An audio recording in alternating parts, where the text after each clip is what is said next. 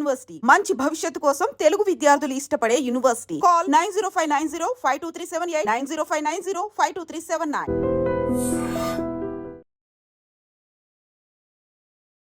నమస్కారం, welcome to I dream. నేను మీ విజిత. ప్రస్తుతం మనతో పాటు ఉన్నారు మోటివేషనల్ స్పీకర్ ఉషా కస్తూరి గారు. ఇప్పుడు వారితో మాట్లాడి మరిన్ని మంచి మంచి విషయాలు, అసలు ఇప్పుడు సమాజంలో జరుగుతున్న విషయాలు ఏంటి, ఇవన్నీ జరగటం వెనకాల ఎవరి తప్పు ఉంది, ఎక్కడ లోపం ఉంది, ఇలాంటి విషయాలు వారితో మాట్లాడి తెలుసుకునే ప్రయత్నం చేద్దాం.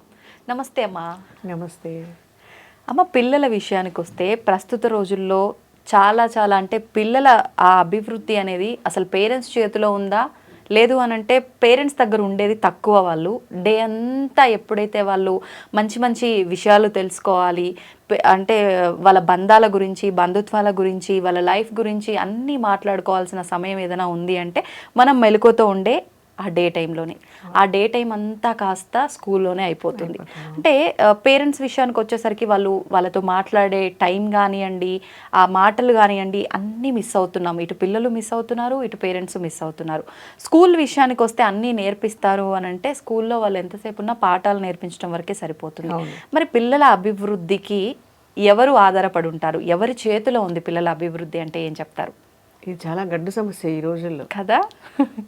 నిజమే. పిల్లలు స్పృహలో ఉన్నంతలో ఎక్కువ టైం వాళ్ళు ఉండేది స్కూల్లోనే. ఇంతకు ముందు రోజుల్లో కాదు, 9 నుంచి 4 వరకు స్కూల్ కాదు. ఇప్పుడు 6కి 7కి వెళ్తే నైట్ మళ్ళీ 8, 9 అవుతుంది వాళ్ళు స్టడీ అవర్స్ అన్ని పెట్టుకొని. ఇది ఎవరు తప్పంట అంతసేపు స్కూల్లో పిల్లల్ని కూర్చోబెట్టడం? మీరే చెప్పాలి. టీచర్ అమ్మ, పేరెంట్స్దే తప్పు. పేరెంట్స్దే తప్ప. అవును, వాళ్ళు ఇంటికి వచ్చి చదువుకోవాలన్న జ్ఞానం పిల్లలకే ఉండదు. పిల్లలతోటి పేరెంట్స్ కలిగించాలి.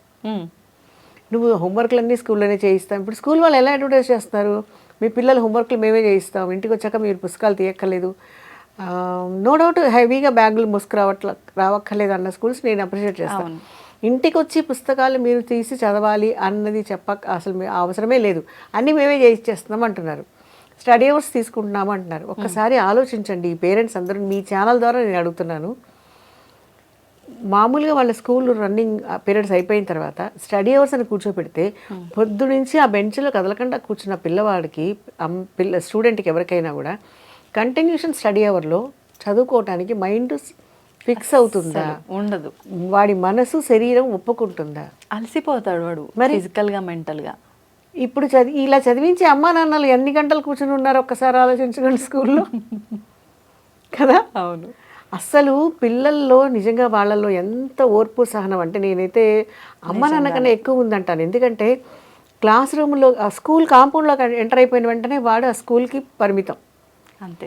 ఆ స్కూల్ కాంపౌండ్లోంచి క్లాస్ రూమ్కి వచ్చే వరకు, అక్కడి నుంచి ప్రేయర్కి వెళ్ళేటప్పుడు, మధ్యలో రీసెస్కి, lunch break, short breaks, games period, library, ఒక రూమ్లోంచి ఇంకొక రూమ్లోకి, లేకపోతే డిజిటల్ రూమ్లోకి వెళ్తున్నాడు. వెళ్ళేటప్పుడు స్కూల్ వాళ్ళ రూల్స్ అండ్ రెగ్యులేషన్స్ ప్రకారం, అంటే నో డౌట్ ఇట్స్ డిసిప్లిన్ ప్రకారం వాళ్ళు నడుచుకుంటున్నారు. అంటే ఎంత అడ్జస్ట్ అయిపోతున్నారు. అక్కడ ఇంట్లో 3, 4 ఉంటున్నారు. స్కూల్లో ఒక క్లాస్లో 40 మంది అయితే వాడు బయటకు వస్తే 4000 మంది ఉన్నారు కొన్ని స్కూల్స్లో. కరెక్ట్. ఇంతమందితో అడ్జస్ట్ అవుతున్నారు పిల్లలు. అట్ ద సేమ్ టైం 3 భాషలు 3 సబ్జెక్టులు నేర్చుకుంటున్నారు స్కూల్లో వాళ్ళు. అవును కదా. ఒకదానికి ఒకటి సంబంధం ఉందా? లేదు.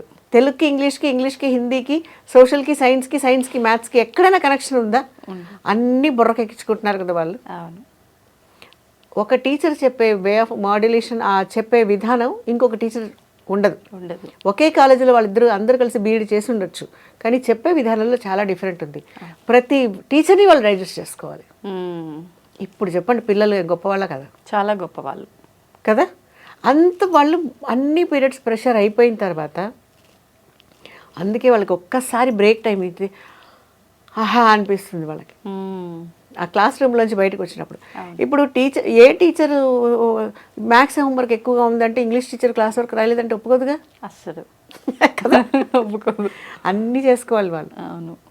అలాగే ఇప్పుడు ఎందులో తక్కువ మార్కులు వచ్చినా అమ్మా నాన్న ఒప్పుకోరు. అవును. ఇక్కడ వాడి తన్నులు తినాలి, అక్కడ వాళ్ళు ఒప్పుకోరు, వాళ్ళు ఏదో ఒకటి అంటారు. ఇప్పుడు ఇవన్నీ మరి ప్లస్ ఒక విషయం గుర్తుపెట్టుకోండి, పిల్లల్లో వాళ్ళ ఫండమెంటల్ రైట్స్ వాళ్ళకు ఉన్నాయి. ఆ క్లాస్ రూమ్లో బెంచ్లో కూర్చున్నప్పుడు ఆ బెంచీలో వాడికి ఇంతవరకే ప్లేస్. ఇలా పెట్టుకుని చేయి రాస్తే పక్కవాడు ఒప్పుకోడు. నా బుక్లోకి, నా క్లాస్ వర్క్లోకి నీ చేయి వచ్చేస్తుంది అంటాడు. ఆ పిల్లలు ఎంత అడ్జస్ట్ అవుతున్నారు. కదా. ఇంత అడ్జస్ట్మెంట్తో పాటు ఎక్స్ట్రా ఏంటంటే స్టడీ అవర్స్. వాళ్ళ ఇంటికి వచ్చి రిలాక్స్ అయ్యి వాళ్ళకి ఏం చదువుకోవాలి, ఏం చెప్పారు, ఏం చెయ్యాలి, హోంవర్క్ దేన్ని ప్రయారిటీ ప్రకారం చదువుకోవాలి అన్న బాధ్యతని తీసేశారు. ఎవరు? పేరెంట్స్, స్కూల్స్ కలిసి. అందులో డౌటే లేదు.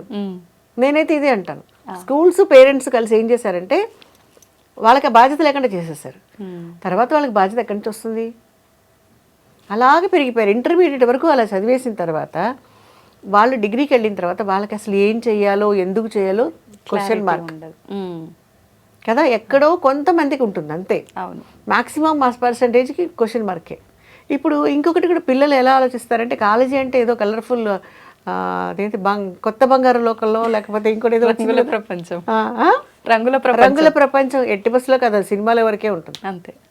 ఎక్కడికెక్కడ టాస్క్ 6 monthsకి సెమిస్టర్ ఎగ్జామ్ వస్తున్నప్పుడు ఇన్ని హోమ్ అసైన్మెంట్స్, ఇన్ని ప్రాక్టికల్స్, ఇన్ని సబ్జెక్ట్స్ కవర్ చేసుకుంటూ వెళ్ళాలి. కాంపిటీషన్లో మార్కులు వచ్చాయో లేదో చూసుకోవాలి. అవును. తర్వాత వాడు ఏం చేయాలన్నది ఆలోచించాలంటే వాడి మీద వాడికంటూ ఒక బాధ్యత ఉండాలి. చిన్నప్పటి నుంచి వాడి స్టడీ అవర్లో వేసి తీసేశారు కదా. స్కూల్ వాళ్ళని కూడా నేను బ్లేమ్ చేస్తున్నాను. ఇంటికి వెళ్ళాక పేరెంట్స్ హోంవర్క్ చేయించక్కర్లేదు అంటే వాళ్ళు దే ఆర్ హ్యాపీ. అవును. అయితే ఏం చేస్తున్నారు? ఇంటికి వెళ్ళిన తర్వాత పేరెంట్స్ అన్నం తింటున్నారు, ఆ టైంలో టీవీ పెట్టుకుని చూస్తున్నారు, అన్నం తింటారు, ఒకళ్ళతో ఒకళ్ళు మాట్లాడుకోవట్లేదు. అవును. ఎక్కడి నుంచి వస్తుంది బంధం? ఇప్పుడు స్కూల్ విషయాలు మాట్లాడుకోవచ్చు కదా. మీరు ఇంటికి వచ్చిన పిల్లల్ని ఒక 5 minutes అన్నం తింటున్నప్పుడు, ముఖ్యంగా కలుసుకునేది అప్పుడే కదా, అది కూడా ఎంతమంది కలుస్తారో నాకైతే డౌటే. కూర్చుని ఇవాళ ఏం జరిగింది, అందరు వచ్చారా అన్నగానే పిల్లలు, స్కూల్ పిల్లలు ఎస్పెషల్లీ గుర్తు కాదు, మొత్తం రీలు చెప్పేస్తారు. అవును. సైన్స్ టీచర్ పీరియడ్లో ఇలా అయింది, భలే బాగా అల్లరి చేస్తారా మీరు, జస్ట్ క్యాజువల్గా మీరు నవ్వుతూ మేము కూడా ఇలాగే అల్లరి చేసేవాళ్ళం, జస్ట్ షేర్ యువర్ అంటే రీకలెక్ట్ యువర్ మెమరీ. మేము కూడా సైన్స్ పీరియడ్ ఇలాగే అల్లరి చేసేవాళ్ళం, మ్యాథ్స్ పీరియడ్లో హోంవర్క్ చేయకపోతే ఇలా చేసేవాళ్ళం, అన్నీ తెలిసిపోతాయి మీకు. పిల్లలు ఏం తప్పు చేశారు, క్లాస్ రూమ్లో ఏం తప్పులు జరుగుతున్నాయని అనేది తెలిసిపోతాయి. అండ్ నెక్స్ట్ ఓపెన్ అయిపోతారు కాబట్టి ఎటువంటి సమస్య వచ్చినా కూడా వాళ్ళు తీసుకొచ్చి ముందు ఇమీడియట్లీ వాళ్ళు చెప్పకుండా తెలిసిపోతుంది. అండ్ సెకండ్ థింగ్, ఆ సబ్జెక్ట్ని వాళ్ళు, ఆ టీచర్ని, ఆ క్లాస్ రూమ్ని వాళ్ళు విజువలైజ్ చేసుకుంటారు. మనకి ఎక్స్ప్లెయిన్ చేసేటప్పుడు 40% రివిజన్ అక్కడ అయిపోతుంది. ఆ టీచర్ని, ఆ క్లాస్ని, ఆ particular period science, maths, social, geography ఏదో ఒకటి వాళ్ళు రికలెక్ట్ చేసుకున్నప్పుడు ఆటోమేటికల్లీ రికలెక్ట్ అయిపోతుంది. రివైజ్ అవుతుంది వాళ్ళకి మైండ్లో తెలియకుండా, అది సేవ్ అయిపోయింది, రికలెక్ట్ అయిపోతుంది. ఎక్కడ అడుగుతున్నారు? వాళ్ళు చెప్పినా వినే ఓపిక పేరెంట్స్ వాళ్ళు చెప్పాలనుకున్నా ఒకవేళ ఏమైనా సమస్యలు, కొన్ని సమస్యలు అందువల్లే వస్తున్నాయి. అవును. అక్కడ స్కూల్లో ఏదో సమస్య ఉండుంటుంది అమ్మాయిలకో అబ్బాయిలకో, అది వాళ్ళు చెప్పలేని పరిస్థితికి వెళ్ళిపోతున్నారు. ఇప్పుడు ఇంట్లో చెప్తే వినే కండిషన్లో లేరు, వాళ్ళకి అర్థమైపోయింది, అమ్మ నాన్న వినే పొజిషన్లో లేరు. సో వాళ్ళు ఎలా ఎక్స్ప్రెస్ చేస్తారు? అవును. ఇవన్నీ సమస్యలే కదా. పిల్లలు ఆడే వైకుంఠపాలి వాళ్ళ జీవితంలో 2 నిత్యాలు ఏంటంటే వీళ్ళకి తల్లిదండ్రులు, టీచర్స్. ఇది మర్చిపోతే, ఈ 2 నిత్యాలు స్ట్రాంగ్గా లేకపోతే, కరెక్ట్ పొజిషన్లో లేకపోతే పిల్లలు ప్రతి అడుగులోనూ పావు నోట్లో పడుతూనే ఉంటారు.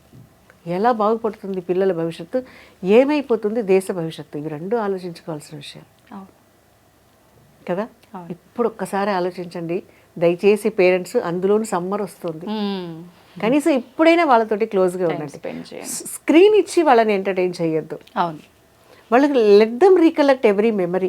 ఇప్పుడు ఒక పెద్దవాడు అయిపోయిన తర్వాత, పిల్లలు పెద్దవాళ్ళు అయిపోయారు, ఇప్పుడు మీకు అనిపిస్తుంది కదా, మా అమ్మ చేసిన సోన్సో ఐటమ్ చాలా బాగా ఎంజాయ్ చేసేవాళ్ళం, అయితే మా నాయనమ్మ పెట్టింది బాగా ఎంజాయ్ చేసేవాళ్ళమని. స్విగ్గీలో, జొమాటోలో బుక్ చేసుకుంటే వాడికి మసాలా దోశ తినాలంటే మాదాపూర్ వెళ్ళాలా, పానీపూరి తినాలంటే పంజాగుట్ట సెంటర్కి వెళ్ళాలని తప్ప ఇంట్లో అమ్మ చేసింది ఏంది బాగుంది అన్న జ్ఞాపకం జీవితంలో లేకుండా పోతుంది కదా. వాడికి లేనప్పుడు వాడు వాళ్ళ పిల్లలకి ఏమి ఇస్తారు చెప్పండి? ఇంకా అంతే కదా. ఇప్పుడు ఆలోచించండి, పిల్లలు వంట ఎక్కడ చేస్తున్నారమ్మా ఇప్పుడు? చాలా మంది వంట మనుషులు స్విగ్గీలు ఇవే. వంట మనిషి ఉన్నా కూడా పర్వాలేదు, సో ఆ టైంలో వంట ఆవిడ ఇది బాగా చేసేది, ఇది బాగా చేసేది అని ఒక థాట్ ఉంటుంది. కానీ ఇక్కడ అసలు ఆలోచన లేకపోతే స్విగ్గీలో, జొమాటోలో బుక్ చేసేసుకుంటే, ఇప్పుడు 90% హోటల్స్లో చాలా దారుణంగా ఉందని ప్రతిరోజు ఛానల్స్లో వస్తుంది, న్యూస్లో వస్తుంది, పేపర్లో వస్తుంది. చూసినంత వరకే, అవి అవి చూస్తూ కూడా తింటుంటే సో ఎప్పుడైనా ఒక రోజు fine, fun and enjoyment. Enjoyment but not enjoyment everyday కదా, ఆ ఎంజాయ్మెంట్ ఎవ్రీడే ఉండకూడదు కదా. ఉండకూడదు. సో ఇప్పుడు పిల్లల భవిష్యత్తు అంటే ఆలోచించుకోండి. అంటే ఇద్దరి పైన ఉంది మీరు అన్నట్టుగా, ఇటు ఇద్దరు వీళ్ళు రెండు నిత్యాలు లేకుండా చెప్తారు అవదు, కదా. వాళ్ళు లేకుండా అవదు. అది ఒక వైకుంఠపాళి, జీవితం ఒక వైకుంఠపాళి. అంటే పిల్లల లైఫ్లో అయితే రెండు నిత్యాలు మంచి స్ట్రాంగ్గా ఉండాల్సింది. ఒకటి అమ్మ నాన్న, రెండోది స్కూల్లో టీచర్స్. ఎప్పటికైనా జీవితాల్లో గుర్తుపెట్టుకుంటారు. అమ్మా నాన్నని ఎంత గుర్తుపెట్టుకుంటారు, టీచర్ని కూడా అంత గుర్తుపెట్టుకుంటారు. వాళ్ళ డెవలప్మెంట్ అయినా వాళ్ళ వల్ల వీళ్ళకి డ్యామేజ్ అయినా రెండింటినీ గుర్తుపెట్టుకోగలరు పిల్లలు. అంతే కదా. టోటల్ మనం ఎన్ని ఇండస్ట్రీలు ఉన్నా కానీ స్కూల్స్ మాత్రం ఇండస్ట్రీస్ అవ్వకూడదు. అవును, స్కూల్లో పిల్లల భవిష్యత్తుని మనం డెవలప్ చేస్తున్నాం కానీ ఒక ప్రొడక్షన్ చేయట్లేదు. ఈ విషయం, ఈ విద్యా విధానం, ఈ ఇందులో మార్పు రాకపోతే దేశాలు బాగుపడటం చాలా కష్టం. నిజమే అమ్మ మీరు చెప్పింది. అంటే ఇటు పేరెంట్స్ మారాలి, అంటే కొంతమంది ఉంటారు ఇప్పుడు మీరు చెప్పిన లక్షణాలతో, కానీ లేని వాళ్ళ విషయానికి మనం మాట్లాడేది ఉన్నారు కాబట్టి అంతే. సో చూస్తున్నారు కదా, అంటే పిల్లల అభివృద్ధి ఒక్కటే కాదు, వాళ్ళ లైఫ్ అంతా కూడా ఎవరి చేతిలో ఉంది అని అంటే ఇటు పేరెంట్స్ చేతిలోనే ఉంది అని ఎక్కువ మంది చెప్తూ ఉంటారు. పేరెంట్స్ చేతిలో ఎంత ఉందో స్కూల్లో టీచర్స్ చేతిలో కూడా అంతే ఉంది. దీన్ని దృష్టిలో పెట్టుకొని మార్పు ఎవరిలో రావాలో వాళ్ళకి అర్థమయ్యే ఉంటుంది. మారితే సంతోషం. సంతోషం అమ్మ.